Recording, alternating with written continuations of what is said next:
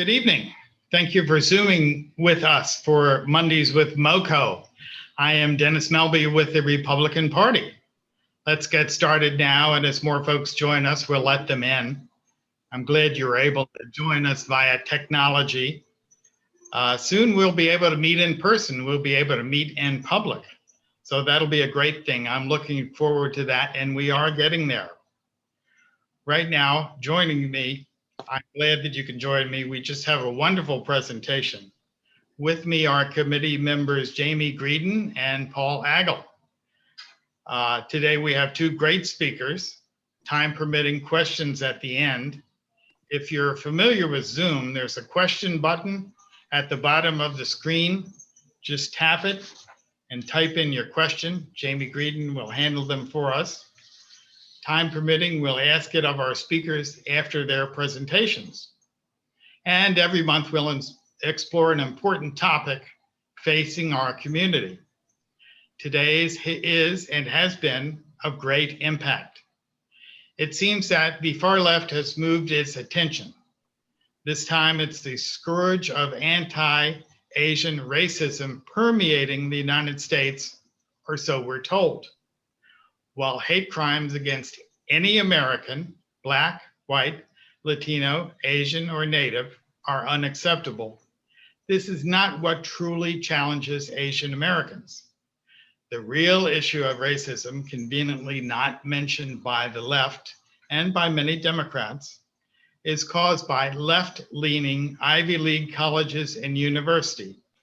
I know that's redundant, as well as their counterpart magnet middle and high schools run by leftist school board administrators. Their racist discrimination impacts thousands and thousands of overrepresented, in quotes, Asian American students and their families, often with lifelong effect. Shades of educational quotas targeting Jewish Americans in the 40s and the 50s. As you know, Montgomery County, Maryland, has one of the highest percentages of Asian Americans in the United States. Our largest cities, Rockville and Gaithersburg, are close to 20%. Kenny Xu is the lead insider on the Ivy League discrimination cases. He's worked as the director for media outreach against California Proposition 16 race preferences, and has written for national publications like City Journal, The Federalist, The Daily Signal, The Washington Examiner, and Quillette.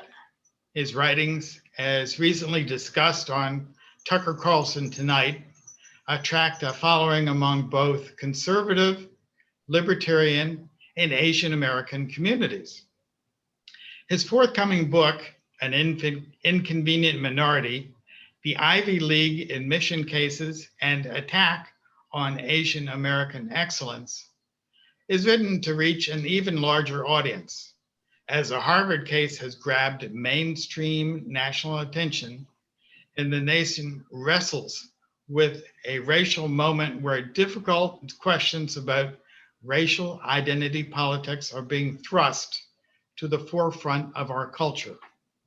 Kenny, a second-generation Chinese American, lives in Northern Virginia. Mr. Xu, please give us your thoughts on where we find ourselves today. Well, Dennis, I really appreciate the introduction and wanted to thank you for it. In addition to all of those things, I'm also the president of the upcoming organization, Color Us United. You can see over here on the poster that I'm sharing with you, we advocate for a race-blind society. And the launch will be in just a couple of weeks. And so I'll send you guys more information on that as well. But the main idea about my book, An Inconvenient Minority, as well as the issues that are going on with race and identity today, is that we are in America.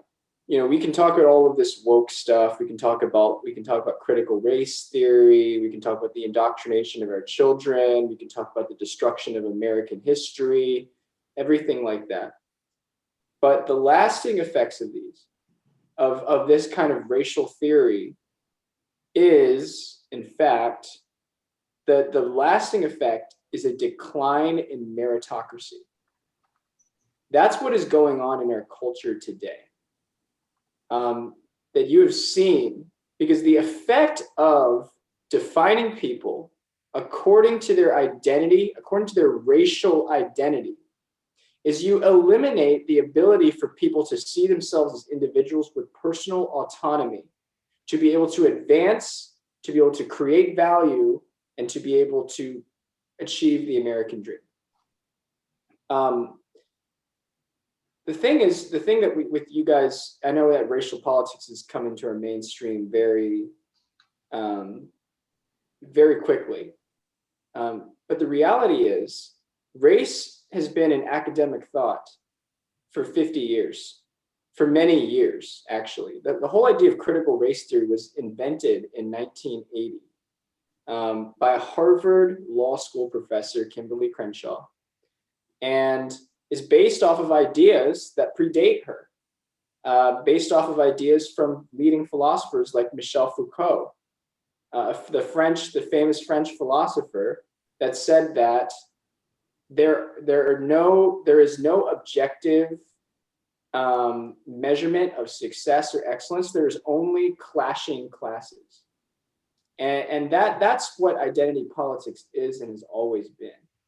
But if you go back to that age, right, Harvard and the Ivy Leagues, the colleges that were most prestigious in America and are still considered the most prestigious in America, has adopted this theory of race that assigns privilege points to white people and oppression points to Black people. They have adopted this theory of race for the better part of 50 or 60 years now. And it reflects in everything in their elite culture, including and especially their admissions policies.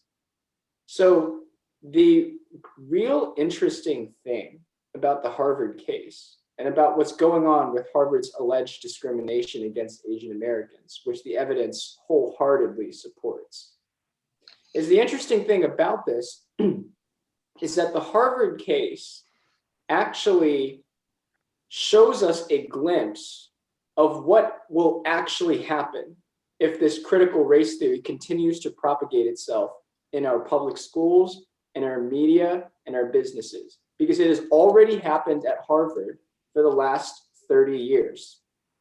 So what has Harvard done?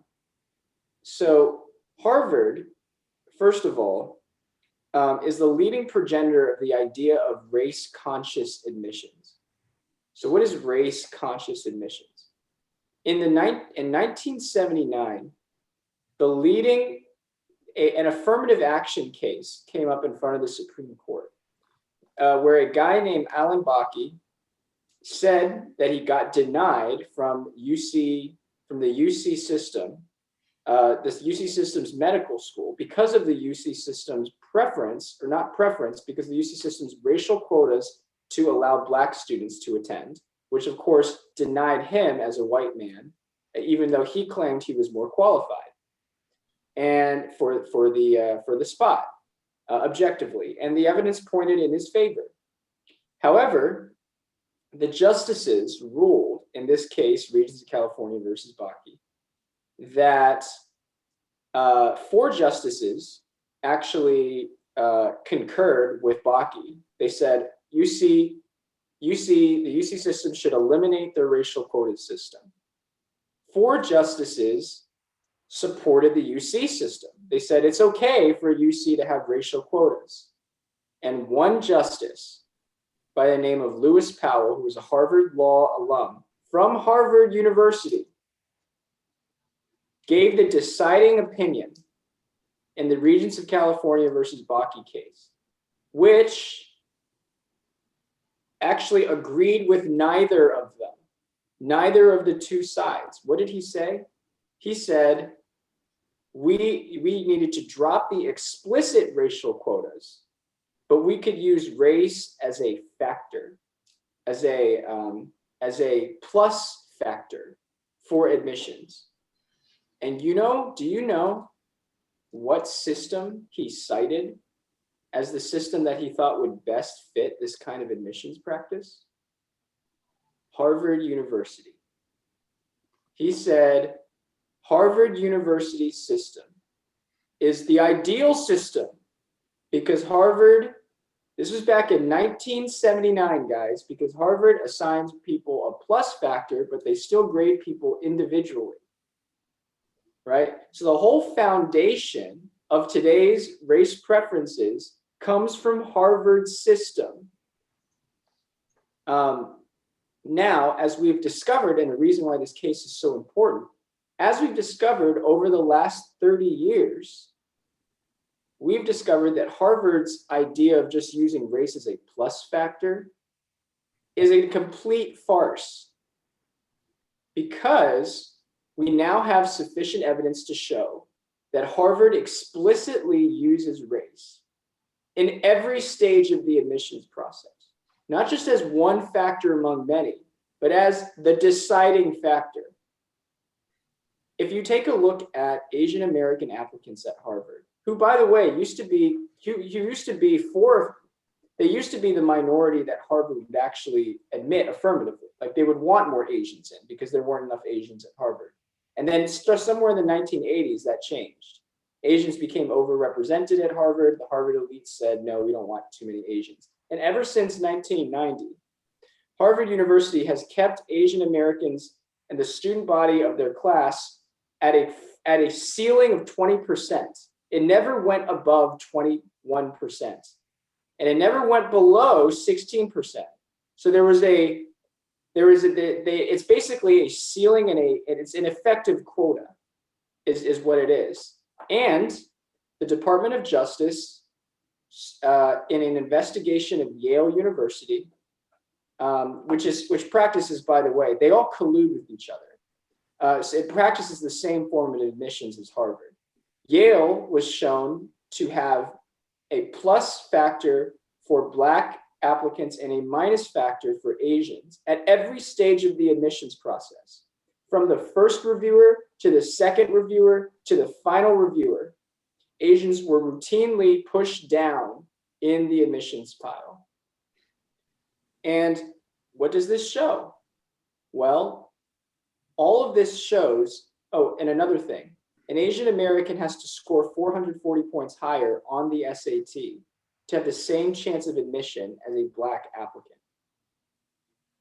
An Asian American, and by the way, Asian Americans are not privileged necessarily, so to speak. We're a minority. We've been discriminated against in this country, so to speak. It's easy to craft a narrative that says Asian Americans were discriminated against in this country, and yet they still prioritize certain races above Asian Americans.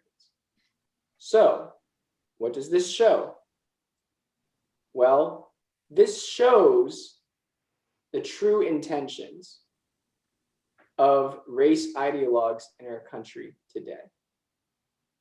They say we want to dismantle white supremacy, but the programs that they target to so-called dismantle white supremacy, whether it's at Harvard and Yale, or whether it's in Montgomery County in the gifted and talented programs, which I wrote about in the Daily Signal, my 2018 piece.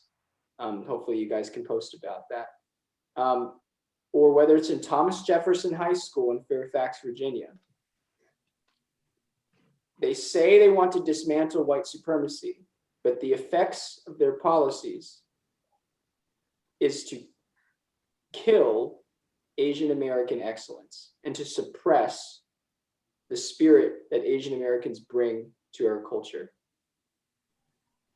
And this should be a sobering fact to everybody, because if we want to fight racial identity politics in our nation, we need to understand exactly where they're coming from and why they're doing it.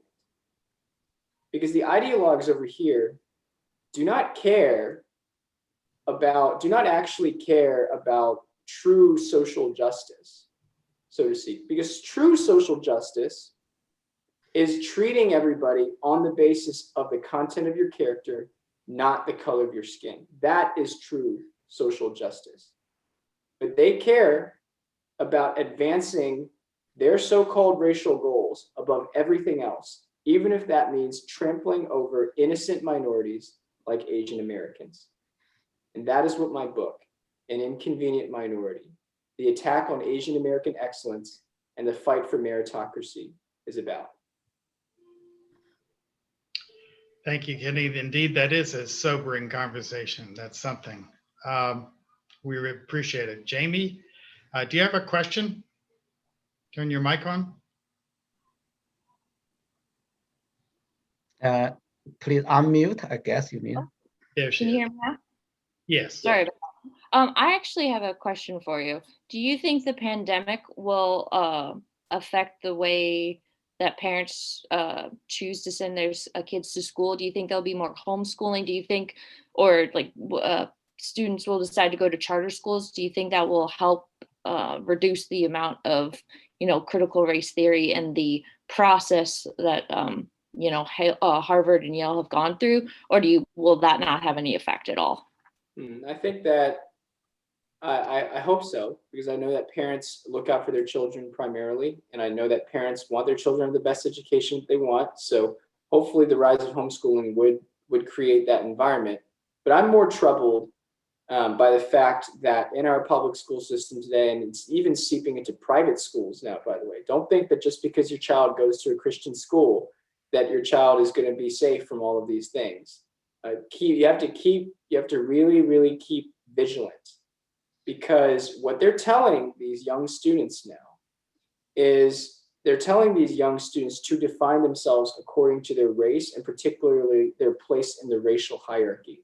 So if they're white, they're telling students to say, I'm guilty, I'm privileged, I need to be an ally, I need to see color and everything like that. If you're Black, they're teaching your kids to constantly opine about their victimhood and to constantly opine about how much society is against them. And by the way, the administrators love this because it makes them feel good. They feel really moral, doing these kinds of things. But of course, if you're Asian American or if you're Asian, they're increasingly, these parents are gonna, these administrators want Asian Americans to also feel privileged, to also feel guilty, not that they want Asian Americans to feel guilty that they work hard. And that's the worst thing of them all, in my opinion, because at that point, they're asking Asian Americans to feel guilty about the fact that they study and they achieve the grades that they do, because that's how they're able to justify their policies to lower the number of Asian Americans by saying that merit itself is racist. That is the ultimate direction that our colleges and universities like Harvard are pushing us. And that is the direction that your Montgomery County your Montgomery County school system, your Arlington, your Fairfax County school systems, that's the ultimate direction they want to push their students into believing that merit itself is racist. Thank you. I appreciate that, Mr. Xu. We'll get back to you with a few questions in a little bit, but right now I'd like to bring Mr. Zhao into the discussion. Yukong Zhao is a distinguished Chinese American civil rights activist and a co-founder and president of the Asian American Coalition for Education, the AACE, and the author of the book, The Chinese Secrets for Success: 5 Inspiring Confucian Values. In May of 2015, Mr. Zhao and other leaders united 64 Asian American organizations, filing a civil rights complaint against Harvard University. As the largest joint action taken by Asian American communities in recent history, the complaint helped expose Ivy League colleges' systemic discrimination against Asian American applicants to the national and the world stage. Under his leadership, the AACE has made significant progress in advancing Asian American children's educational rights, including the Trump administration's adoption of AACE's policy recommendations on college admissions and its lawsuit against Yale University. In addition to being a community activist in the best sense of the term, Mr. Zhao also writes columns in the Orlando Sentinel, Daily Caller, Forbes, the Washington Examiner, the World Journal, Tsingtao Daily, and India West to promote Chinese cultural and advance Asian American social progress. Mr. Zhao, can you give us your thoughts tonight? Thank you, Dennis. It's a great honor to speak to all of you, to share with you some data and facts about the discrimination against Asian Americans and also our courageous fight against that. So I want to share with you the following topics. The first is widespread and severe discrimination against Asian Americans. Kenny already gave you a lot of great details, but I just want to mention a few things, In terms of the government sanctioned laws and regulations, race-based affirmative action is the only systemic racist against Asian and white Americans in the 21st century. Historically, we do have racist policy against many minorities, but today, after the civil rights movement, right, almost all the policy has been abolished. But the race-based affirmative action is the only one against racial group. That's number one. Under this race-based policy, right, Harvard, Yale, and colleges nationwide, not only Harvard, okay, have three types of discrimination.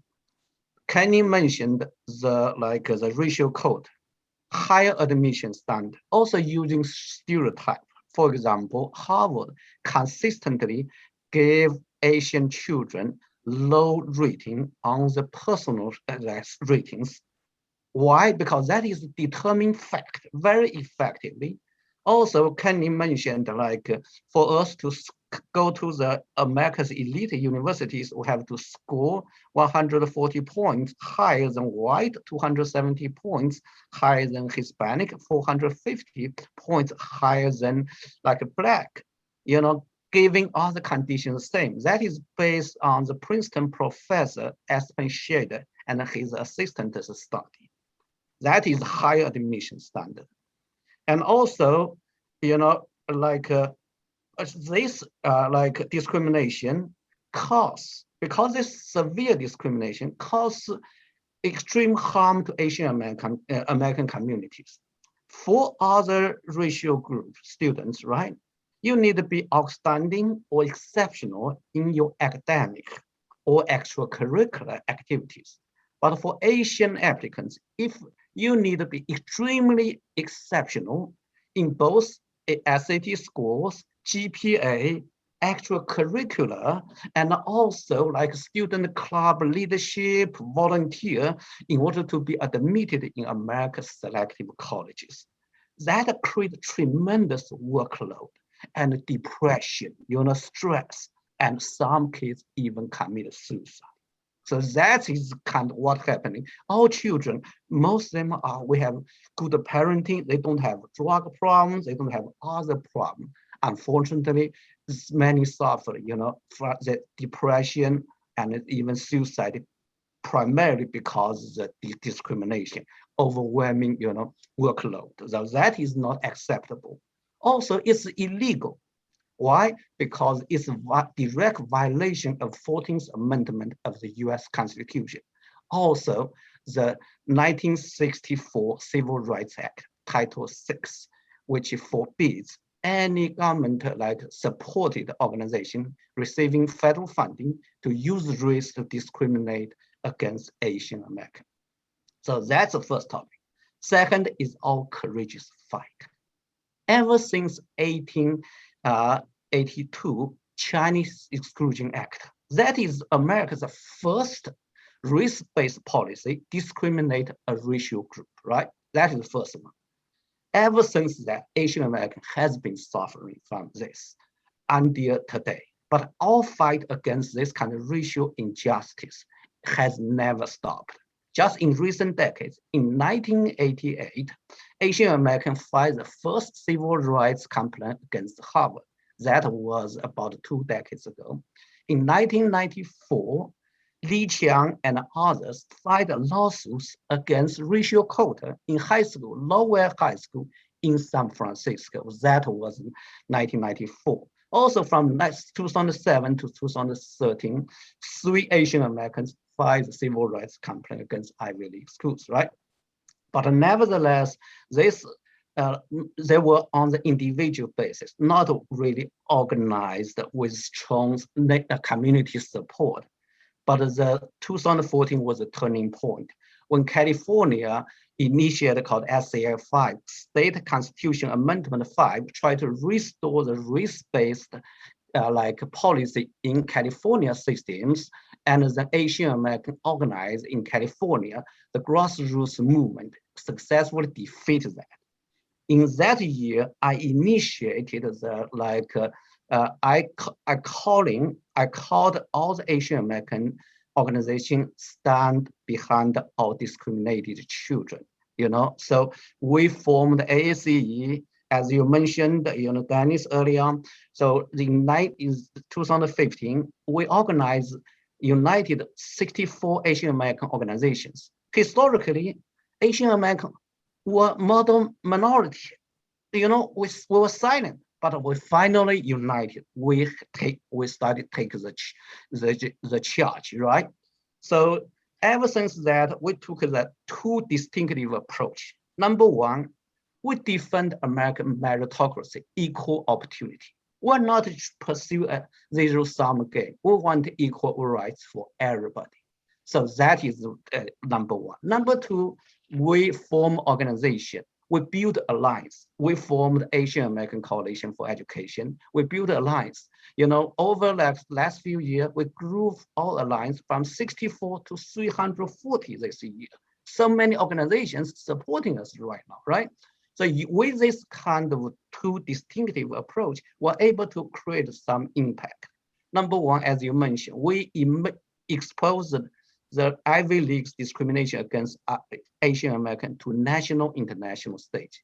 Before 2015, really nobody knew this is happening, but we work with Students for Fair Admissions, we expose that, and also we provide powerful and consistent support to Students for Fair Admissions in their lawsuits against Harvard. We united many Asian American organizations filing amicus brief. Just this March, we united 340 organizations filing the brief to the US Supreme Court. Hopefully, if the US Supreme Court takes the case, strike down the race-based affirmative action, that will be a win for all American children. And we also organize demonstrations. We have very strong support. Also, as you mentioned earlier, we obtained strong support from the Trump administration. They adopted our policy recommendation on college admission. In response to our civil rights complaint, they launched investigation of Harvard, launched lawsuits and investigation against Yale University, right? So that we also, held the first national conference on equal education rights in the United States, that is 2019, right? So that is number 3. Number 4, I want to mention here, Democrats are hypocritical in combating the real racism against Asian Americans. You may recall on January 26th, President Biden signed an executive order to help America to fight against anti-Asian hate crime and to eliminate the systemic racism. You guess what? 8 days later, their Department of Justice dropped the lawsuits against Yale, right? So, they showed, by doing this, they showed their true color. They don't really want to confront the real racists against Asian Americans. What they want to do is lip service, just say they are against President Trump's misuse of Chinese virus. That's only about that. Why they don't want to fight against that? Because race-based affirmative action is really a cover-up for many Democratic mayors, their failure to bring up the education quality in the city, like in New York, right? The I tell you the facts. Under Mayor de Blasio's watch, the Black Hispanics proficiency rate in English and in math is is only as half as that of white and Asian. They failed miserably. In order to cover up his his failure, he tried to change the entrance exam for specialized high school. That's what happened, right? Another story I want to share with you is on April 22nd, when Senator Ted Cruz and Senator John Kennedy proposed an amendment to the anti-Asian hate crime in the US Senate, right? You guess what? 49 Republican senators supported that because the amendment says, any colleges, if they discriminate Asian Americans, the government should stop the federal funding. That is in line with the 1964 Civil Rights Act. But 48 Democrats vote against it. So, from the records, you can see who is really supporting Asian American, who is against, right? The final point, embodied by the Biden administration, the radical left has accelerated its assault on American meritocracy and the discrimination against Asian Americans. In recent years, as mentioned, Mayor de Blasio tried to change the entrance exam for New York high schools, but specialized high schools, but Asian American United defeated him. However, by taking advantage of COVID-19, University of California canceled the standard test in last May. In last October, Lowell High School used to discriminate against Asian Americans. They did again. They canceled the standard test. Just your neighbor, Thomas Jefferson, canceled the same month. Also, Boston exam schools, all the top high schools in America canceled the standard test, right? You know what? Their purpose all says they want racial equity. They all complain that too many Asian in these high schools or UC system. That is totally a shame. It's really, for in this 21st century's racial discrimination, it's ongoing. So unfortunately, today is Asian American Heritage Month. I have to tell my fellow Asian Americans, the ugly truth. The radical left has accelerated the systemic racism against Asian Americans in their pursuit of racial equity. So we have to unite and fight hard. So, I want to also mention AAC is a proven leader fighting against racial discrimination in education and a defender of the American meritocracy. Please support us. You can visit our website. It's called AsianAmericanForEducation.org. Thank you very much. Thank you so much, Yukong. That was very interesting. Great comments. I appreciate it. And we will make sure that everybody does get your website. I do have a question here from Rockville. It's you have a good grasp on history. So the question is, with the growing elimination of educational standards in testing, instead of No Child Left Behind, we are moving to a No Child Gets Ahead system where all kids are treated equally, no matter how bright. What are the long-term implications for our country in terms of high technology breakthroughs, job creation, economic growth, if we ignore and demoralize our best and our brightest students? It's a great question. I'm glad many parents, really responsible citizens ask this kind of question. I want to tell you my personal experience. About 60 years ago, Chinese Communist dictator Chairman Mao, he said he wants to bring equity to the poor parents, to soldiers, to workers, and he abolished the Chinese national entrance exam for colleges. that time that one movie shows one guy, he cannot make the academics. He showed his hand, so I have so many colors, means I'm hard work. I'm qualified to go to college, right? So today in America is based on my skin color, I'm qualified, right?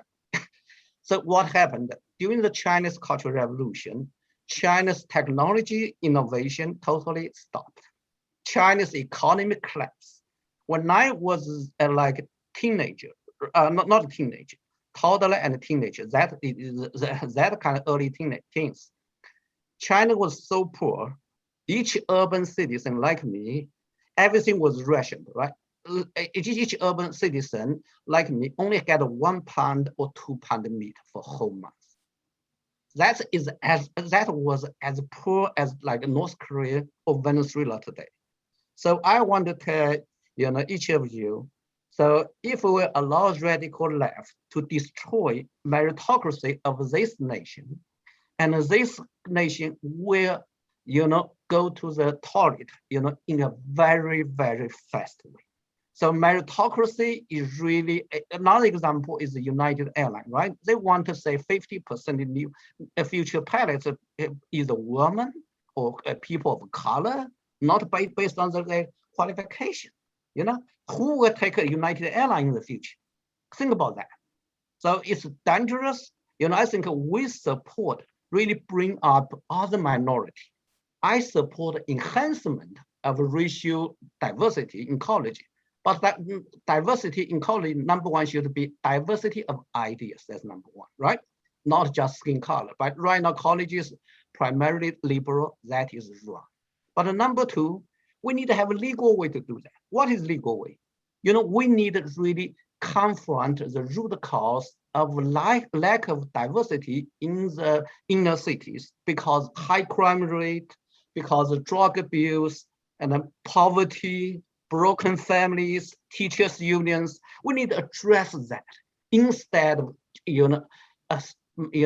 destroy American meritocracy.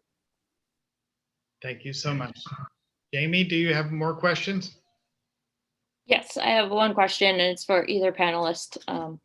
The question is, the 400-point difference for Asian students to get into higher education is amazing. How can we push back against this on a local level? You both mentioned organizations that are nationwide, but what would you recommend in our local communities? Kenny, how about you go first? Sure. So, I've had the honor of working with some really dedicated local activists. But if you're concerned about your children, right, and you want your children to get the best education they should get, and you want your child to compete in a fair way with other people, right? I mean, no one enrolls their child in a sport where they learn that they can get ahead because their parents are, because their parents donated money or things like that. Or nobody should get ahead in a sport or be promoted in a way that doesn't accurately reflect their merit, right? You wouldn't want your child to learn that at an early age, even if they were the ones being promoted, right? So if you care about that kind of thing and you want to have a fair playing field and a fair environment, you need to elect council members, school board members, fight for representation on the school board, because they're the ones who are making these policies. And they're advancing the equity agenda very insidiously with no opposition from other people, because you don't have enough of a voice, or school board members don't feel like they have enough of a voice to combat what's going on in terms of making the curricula, making the admissions policies, and everything like that.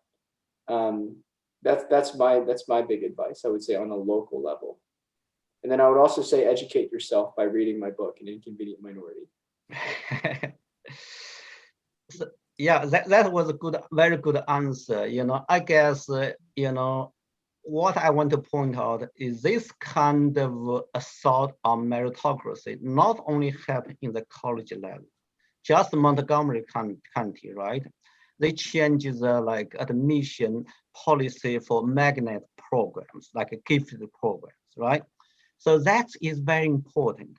You know, you guys need to fight in the local, you know, you need to put pressure on the local school board and also the local school district, fight against that. A couple of years ago, actually, you know, some Chinese American, Asian American organization filed the civil rights complaint, recently filed the lawsuits. I actually, when I met assistant secretary of U.S. Department of Education, Ken Marcos, in 2018, I, you know, help basically lobby for the like civil rights investigation against the Montgomery County. So we can cooperate, you know. So, you know, I want to say is this kind of promotion of so-called racial equity, which means equal results, okay, is everywhere right now. The radical left is launching this kind of campaign nationwide. So be watchful, and then if anything, you know, jeopardize American meritocracy, please fight against that. And also, you know, also contact with us, you know, as a national organization, Asian American Coalition for Education. We try to help. Right now, the only disadvantage we have is the Biden administration no longer support our cause. But nevertheless, we will find a way to fight against, right? We can use lawsuits, we can use many things. In the past, we can use the civil rights complaint, which like Trump administration supported us. But going forward, we still can fight. Thank you. I have a question here from Silver Spring. The question is the lack of affordability of high quality test preparation classes the problem in holding back Black and Latino students from the Asian and white counterparts? Or is it more the failure of the K through 8 public grade system dominated by unionized teachers that is not teaching basic life skills, fundamentals of math, reading comprehension, and problem solving? What's your opinion? My opinion is that it's definitely not the failure of the test prep system. Most counties, especially most liberal counties in America, offer free test prep instruction, and have all of the quality and resources that you would need to get adequate test preparation. If you want to order a test prep book from the library, you could do it. And the question is, those opportunities are there, they're just not being taken advantage of. And in terms of the failure of the public education system to train these students, yes, that is part of it. That is part of it, but you can't put all of the blame on that, because if you put all of the blame on that, then basically what you're saying is, I mean, a lot of these Asian Americans go through the same public education system as a lot of these other people do too. So it's not entirely the system, right? There's an element of culture, there's an element of family, there's an element of simply hard work and studying. Asian Americans study twice as many hours as the average American in the United States. Asian Americans are 32% proficient, or which is advanced, 32% advanced in terms of the performance on these tests and everything like that. Whereas Black Americans are only 2% advanced on math SATs. Consider that, there's a lot of factors that go into that. But in order for us to really respond to this moment, we need to have truth on our hands. Yeah, I want to add on that is, there's, I think I agree what Kenny was, just said, but, also want to give a few data points. Look at the Chinatown in New York City. Many of them are like low income, right? Many of them, they raise kids successfully, successfully enrolled, being admitted by specialized high schools in New York City. Is so top high school in the nation, right? So that's culture plays a fact. Also, another is really the safety, right? And many other facts. I'll give an extreme example. In Chicago, inner cities, if the Black family every day worry about the gunshot, can they raise successful children in education, right? They really worry about their safety first. So, there's many things the government can do and should do, but it's not really attacks meritocracy. It's really identify the root cause. And in terms of private schools, it's really, I want to say, is Asian Americans actually, what we did is make up the deficiency of public schools. Our parents put more efforts. They're like, because this country, we dropped down the standard, over the years. In the international ranking, in terms of eighth grades, our mathematics are ranked almost number 30 in the whole world, but our funding are among the top, in the world. So it's really the teachers union and, washing down the, academic standard and also many other facts. So it's not a preparation. Preparation, for us, it's more exercise. The more exercise they know the subject better, right? It's not really just cope with the test. That's totally misleading. So yeah, that I guess is really, we need to look at many facts, address all of them. Thank you so much. Jamie, do you have another question? Almost forgot to unmute myself. Sorry about that. Yes. So going back from our discussion with you, Kenny, about how homeschooling and charter schools would hopefully be beneficial, especially now that the pandemic has occurred. If students are preparing for the college entrance exam, and will they have to worry about the critical race theory that's being taught in public schools, that those questions that will be on the exam? How would they be able to tackle those questions?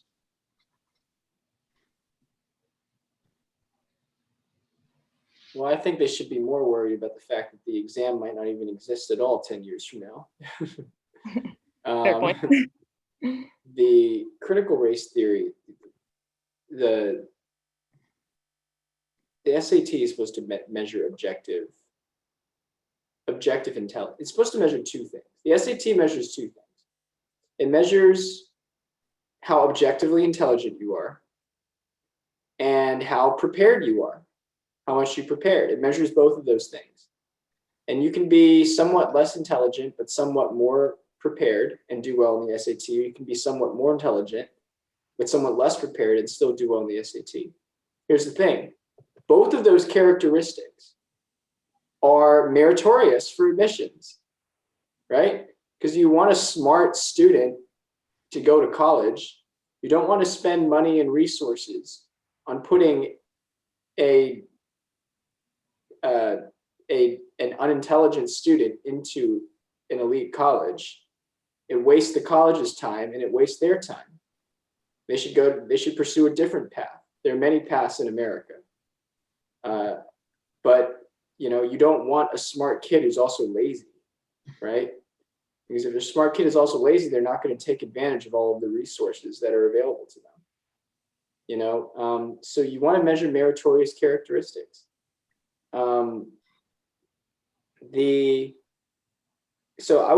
But these critical race theorists coming at this perspective now say that the test is racist. That's what they say, because there's not enough Black people who do well on the test. I mean, this, of course, is a fallacy. The reason why the test skews more towards whites and Asians is not because of discrimination, and people fail to acknowledge that. So critical race theorists prefer to get rid of tests entirely. They would prefer to judge people based on their proximity to whiteness or their ability to spew out incongruent facts about race in America today, that America is a racist society, and how they make people feel better. So that is, I think, is the bigger danger than whether critical race theory is going to worm its way onto exams. I think critical race theory would rather theorists would rather get rid of exams than even have exams testing things like that. I would encourage our courageous parents starting fight against that. Otherwise, you have some unpleasant outcome. One is either your children become brainwashed, become so-called social justice or racial warrior in the future, which you don't want them to be, and or if your children are not good at that, then we have a test on that, right? So we need a really a starting fight against that, right now. This kind of things we suffer, from that. I tell you a story. In China, the Communist Party, they faked a lot of stories to describe a wrongfully accused landlord. Most landlords are bad. Well, actually, landlord, they benefit from Confucian value. Confucian value teaches charity, teaches giving, right? And then they fake many stories, blame that. End of the day, the landlord, like my grandpa, becomes being labeled as anti-revolutionary. They suffer political persecution, a lot of things, right? Like my father. So they think if we allow this trend to happen in the future,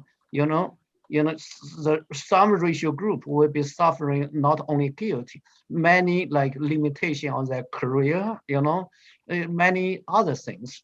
That is not acceptable. America is a country of equality, not equity, equality, and freedom. So we should fight against it. Thank you. I have a question here from Gaithersburg. It's a philosophical question. We all know there's one race, it's the human race. And the question is, what role did the nuclear family and stressing the importance of education play in your life and educational achievements? Is the collapse of the nuclear family in American society an inhibiting factor in the educational achievement puzzle? Interesting. Maybe I take first shot, right? Around the end of the 20th century, Singapore Prime Minister Lee Kuan Yew, he had an interview with CNN. He said something very wise. He said, what happened in America is many people confused parents' families' responsibility with the government responsibility, right? So that is broken of the nuclear family. In our culture, for example, or like myself and my wife, we feel obligated. We want to raise our children responsibly. We want to give the good quality of life. So they have at least have enough funding for education. We try to support their tuition, right? So we take an active role in the parenting, in family responsibilities. We don't want them get into drug or crimes, other things, right? But a breakup of the nuclear family is become everybody. Many of them become dependent on the government, right? Say my children underperforming, government should take care. I have no money, government should take care. So that is what went wrong to this greatest nation on earth.